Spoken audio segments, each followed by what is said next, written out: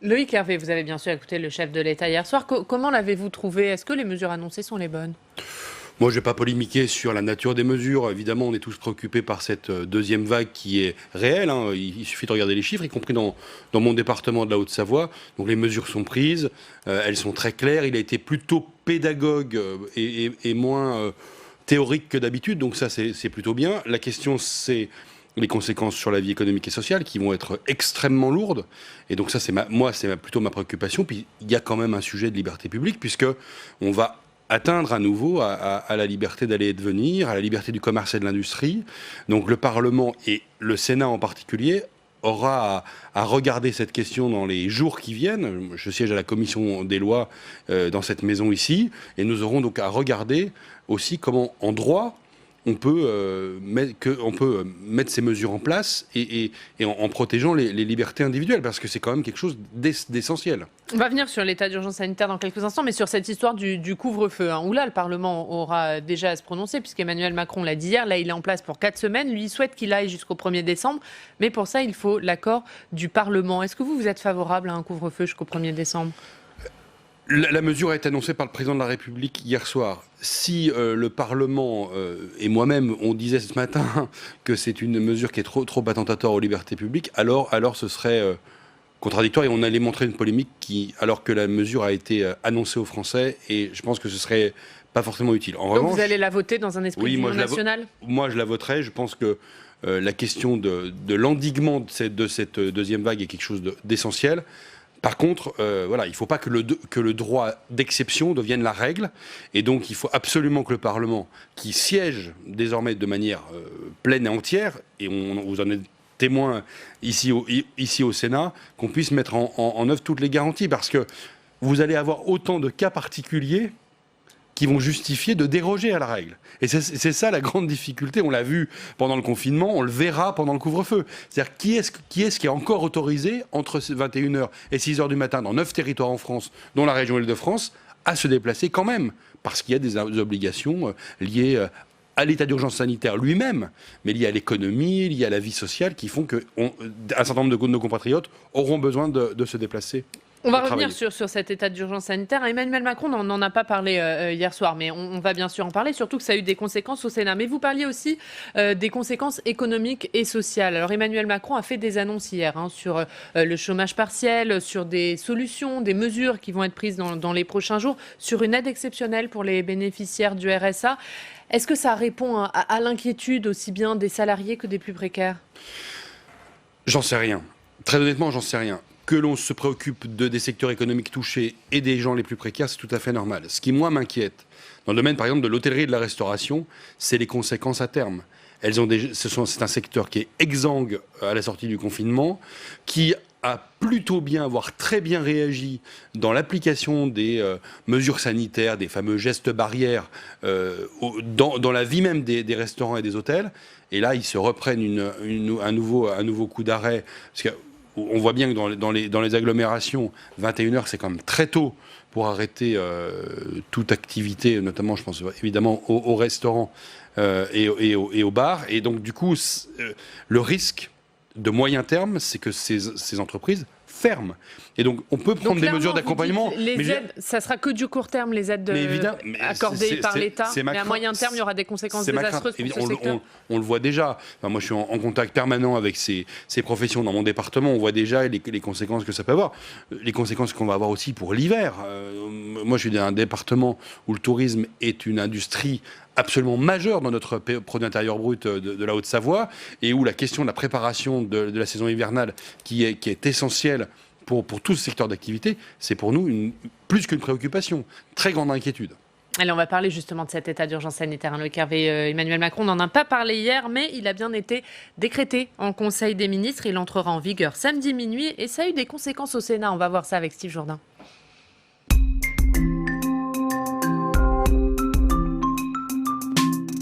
Bonjour Steve. Bonjour Oriane, bonjour monsieur le sénateur.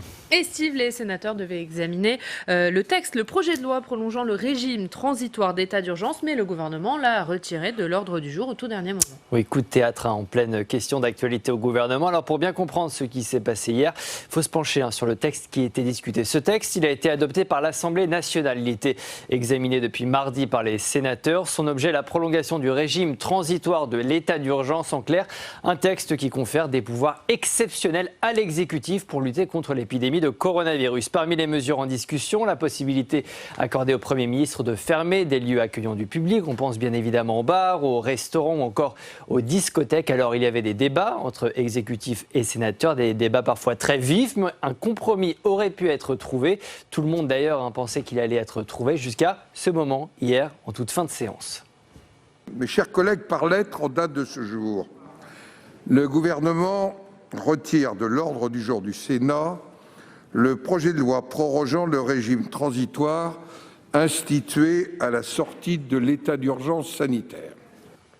Voilà le gouvernement qui retire donc son texte de l'ordre du jour. Dans la foulée, Marc Fesneau est venu expliquer cette petite surprise à notre micro. Écoutez. Le président de la République va s'exprimer ce soir pour évoquer la situation sanitaire, d'ailleurs pas seulement la situation sanitaire, que ça nécessitera un certain nombre de décisions et que donc dans ce moment-là, dans l'attente de ces décisions, il ne nous paraissait pas opportun de faire examiner ce texte, ne serait-ce que par respect pour le Sénat d'ailleurs. Et pourtant, Steve, certains sénateurs dénoncent justement un manque de respect. Oui, c'est notamment le cas de Philippe Bas. Philippe Bas est rapporteur du texte en question et il n'est vraiment pas content. Écoutez. J'ai une impression détestable. On est rentré dans une période de gestion chaotique de l'urgence sanitaire. Le Parlement apparaît comme la cinquième roue du carrosse. On dépose un texte, toutes affaires cessantes, il faut le discuter. Toutes affaires cessantes, il faut arrêter de le discuter. Loïc Hervé, vous êtes d'accord avec Philippe Bas? Il y a un mépris du Parlement ici? Vous savez, je suis membre de la commission des lois comme Philippe Bas. On a été à disposition de l'exécutif depuis mi-mars pour voter un certain nombre de textes. La plupart du temps, d'ailleurs, le Sénat les a votés en termes identiques avec l'Assemblée nationale, donc un esprit constructif. On a été là aussi pour le contrôle des décisions du gouvernement et on l'a fait de manière très bienveillante et puis de manière très concrète pour vraiment que cet état d'urgence sanitaire soit amélioré, qu'on puisse trouver les solutions les meilleures pour la vie quotidienne de nos compatriotes. Et là, on voit dans le fonctionnement même de la démocratie française un vrai sujet. On sait très bien qu'il y a des décisions qui ont été prises avant hier et que ces décisions, elles ont été annoncées avec une forme de suspense construit hier. Ça n'est pas acceptable en termes de rapport entre les différents pouvoirs. Le pouvoir exécutif, qui évidemment doit prendre des décisions extrêmement difficiles, mais le pouvoir législatif aussi qui est là pour garantir les libertés publiques et pour faire son travail au titre de la Constitution. Et donc moi je partage ce que Philippe Bas vient de dire, mais ça va même au-delà du respect du Parlement.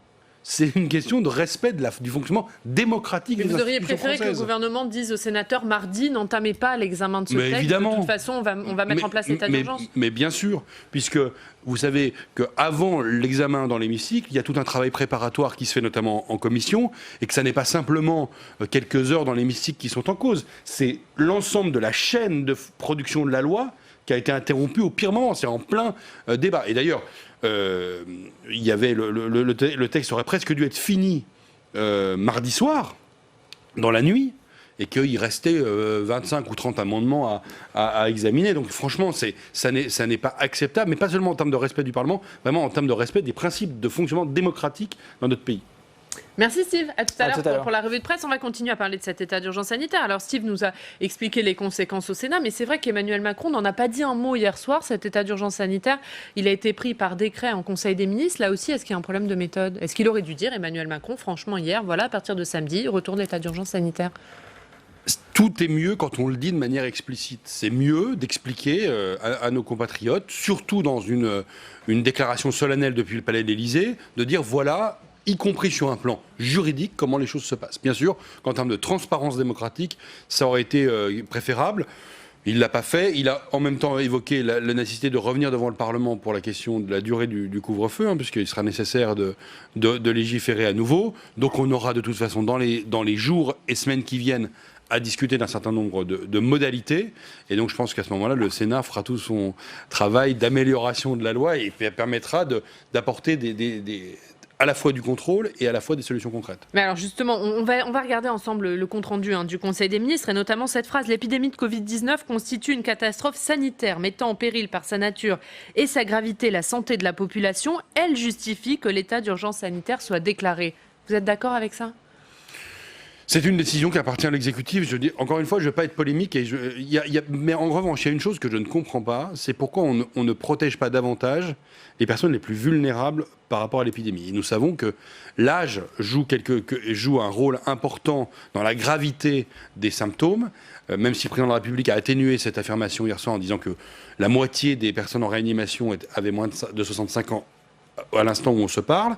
Pour autant, on sait très bien qu'il y a un certain nombre de catégories de personnes qui ont des comorbidités, je ne suis pas médecin, mais des comorbidités qui font qu'elles doivent être plus protégées que les autres. Je trouve que quand on met un pays entier sous un certain nombre de mesures, quand on met 9 agglomérations sous couvre-feu, la question de la protection de ces personnes-là aurait dû être posée. Je n'ai pas de solution miracle, mais je trouve qu'on devrait avoir un discours dans notre pays en disant qu'il faut protéger les personnes les plus vulnérables et notamment les plus âgées. Juste un dernier mot sur cet état d'urgence sanitaire, parce que vous le disiez, vous attendez que ces mesures arrivent au Sénat, mais on va regarder ce qu'il y avait écrit là encore dans le compte-rendu du Conseil des ministres. L'Assemblée nationale et le Sénat seront informés sans délai des mesures prises par le gouvernement au titre de l'urgence sanitaire. C'est ce qui est écrit dans le compte-rendu. Informer, ça ne veut pas dire consulter, et ça veut encore moins dire qu'il y aura un vote. Est-ce que vous êtes inquiet là-dessus, ou est-ce que vous dites non, finalement, c'est peut-être juste une formule ? J'ai fait partie avec Philippe Bas des 10 sénateurs qui avons été membres de la mission de suivi de la loi du 23 mars. Moi, je m'occupais des questions de données personnelles et des questions de sécurité civile et de sapeurs-pompiers. De toute façon, au titre de l'article 37, le gouvernement peut prendre un certain nombre de mesures, en plus au titre de la loi du 23 mars également. Donc il n'y a pas de difficulté là-dessus. Simplement, la Constitution n'est pas mise entre parenthèses. Donc le Parlement, au-delà d'être informé, peut continuer à mener des auditions, des diligences et à vérifier ce que le gouvernement fait. Et je pense que la Commission des lois, et je pense que le Sénat tout entier, sera amené à regarder de manière très concrète ces nouvelles mesures qui seraient prises au titre de l'état d'urgence sanitaire.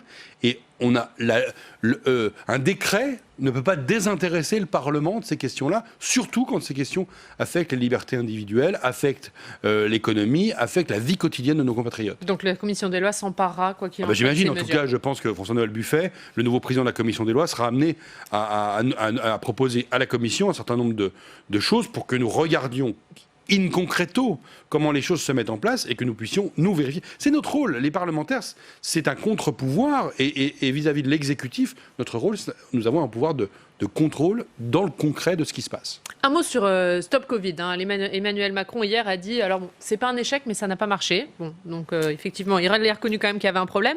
Et il a confirmé qu'une nouvelle application serait présentée le 22 octobre. Elle va s'appeler Tous Anti-Covid. Finalement, vous étiez un farouche opposant à Stop Covid. Est-ce que vous allez quand même regarder Stop Anti-Covid ? Est-ce que vous seriez prêt à télécharger cette nouvelle application ? Jamais.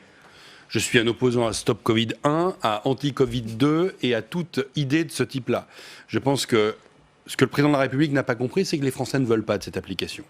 C'est une application de traçage social qui remonte des données personnelles au niveau national. C'est une très mauvaise idée. Tout a foiré dans cette affaire-là, pour être clair. Donc, je ne vois pas pourquoi le gouvernement s'entête, pourquoi le président de la République s'entête à avoir une solution numérique. La seule solution qui fonctionne, c'est une solution humaine. Il peut y avoir des dispositifs technologiques qui aident les enquêteurs de terrain, les brigades sanitaires à remonter les chaînes de contamination. Ça, il n'y a pas de problème. Mais en Corée du Sud, c'est 30 000 enquêteurs qui sont en back-office derrière pour appeler les gens. Moi-même, j'ai été pendant quelques jours à l'isolement. Ça s'est fait de manière humaine. Ce n'est pas une application sur mon téléphone qui m'a permis de le faire. Et donc, comment est-ce que vous pouvez faire une différence entre deux personnes qui vont déjeuner ensemble, face à face, et deux personnes qui seront côte à côte dans le métro, avec des masques? Vous ne pouvez le faire que par une enquête humaine. Et donc, c'est une erreur d'avoir proposé Stop Covid. En plus, les Français ont démontré par leur très faible téléchargement qu'ils n'en voulaient pas. C'est une nouvelle erreur de continuer à s'obstiner dans cette voie-là. J'espère que la CNIL et j'espère que le Sénat seront amenés à regarder de manière très concrète cette application numéro 2, puisque visiblement, elle ne procède pas exactement des mêmes dispositifs technologiques. C'est ce qu'a dit effectivement le chef de l'État. Allez, comme tous les jours, Loïc Hervé, on va se rendre dans une rédaction locale. C'est le principe de cette émission. On va aller à Lyon, on va retrouver nos partenaires du Progrès. Bonjour Sébastien Calmar. Merci beaucoup d'être avec nous ce matin, journaliste au Progrès. Le Progrès qui consacre bien sûr sa une aux annonces d'Emmanuel Macron, puisque la métropole de Lyon est directement touchée par ce couvre-feu. Et maintenant, le couvre-feu, c'est à la une de votre journal. Absolument, le couvre-feu fait bien sûr les gros titres de de nos éditions, en tout cas notamment les éditions du Rhône et de la Loire, qui sont les principaux départements concernés, et notamment les métropoles de Lyon et de Saint-Étienne, qui sont directement visées par la mesure annoncée hier par le chef de l'État. Mais sur nos éditions du Rhône, nous avons également une grosse information qui est mise en évidence, c'est l'affaire Victorine et le développement qui a eu lieu hier. Victorine, c'est cette jeune fille de 18 ans qui avait disparu le samedi 26 septembre à Villefontaine, dans l'Isère, alors qu'elle rentrait chez elle à pied après un après-midi shopping avec des amis.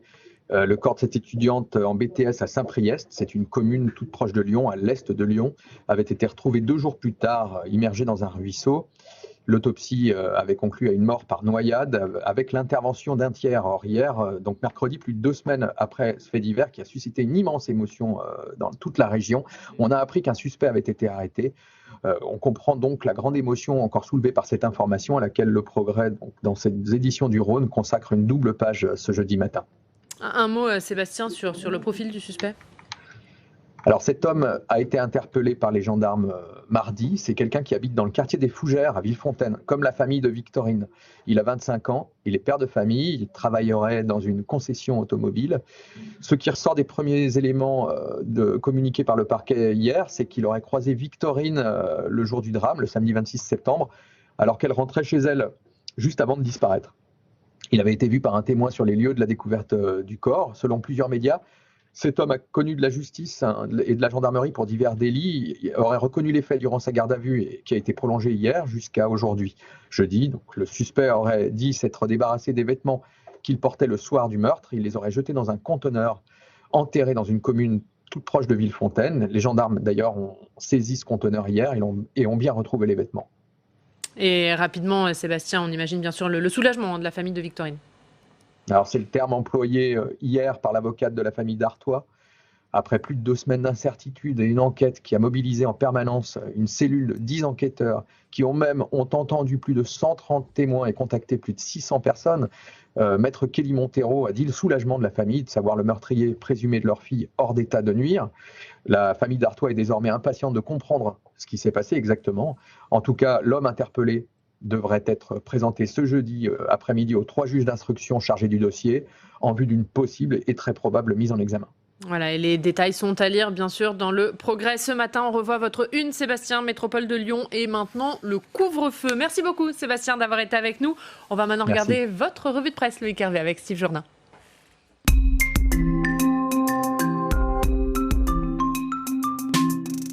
Et à la une de la revue de presse du sénateur, Steve, pas vraiment de surprise. Oui, la plupart des titres reviennent évidemment sur les annonces d'Emmanuel Macron dans votre département. Loïc Hervé, le Dauphiné se penche sur le couvre-feu instauré pour la métropole de Grenoble. Ses habitants sont tout simplement privés de sortie pour le Dauphiné. Et coronavirus toujours, le port du masque est généralisé à Annecy. Annonce du maire de la ville hier matin, la zone de port du masque va être étendue d'ici une semaine. Une nouvelle cartographie des zones sera publiée très bientôt.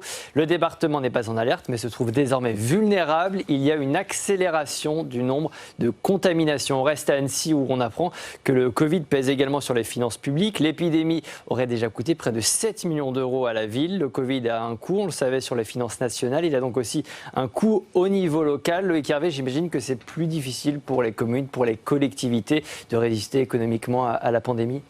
Oui, et en même temps, les collectivités locales ont été au rendez-vous, y compris en Haute-Savoie. Vous donnez cet exemple-là.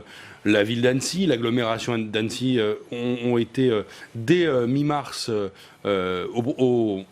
sur le front, hein, et donc ça a un coût important, mais faut bien avoir en tête, et on parle de ça évidemment au Sénat, que les collectivités locales dans leur ensemble ont pris conscience de la gravité de la crise très rapidement, et ont pris des mesures qui coûtent cher, c'est vrai, mais qui sont très utiles pour la vie des gens, notamment dans le domaine économique.